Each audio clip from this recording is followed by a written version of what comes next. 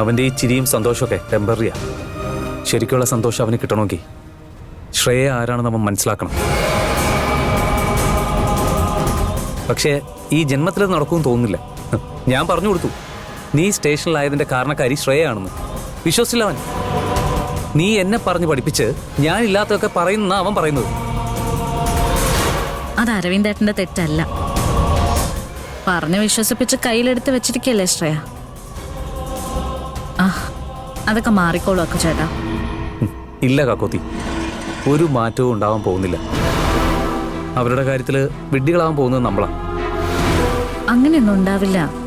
അവനെ പറ്റി നിനക്ക് അറിയാനിട്ടാ. വരുന്ന വഴിയില് ഏതോ ഗുണ്ടകള് അവനെ വളഞ്ഞിട്ട് തല്ലി.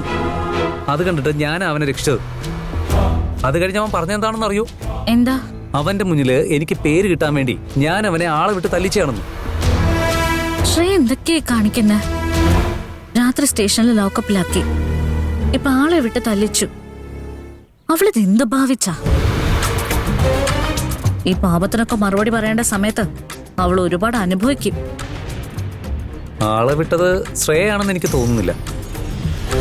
ജിത്തുവിന്റെ ഫ്രണ്ട് ഒരു MLA വന്നിട്ടുണ്ടായിരുന്നു. അയാളുടെ പണിയാണെന്ന് തോന്നുന്നു. ആണോ? അതെ. പാവം അരവിന്ദേട്ടൻ.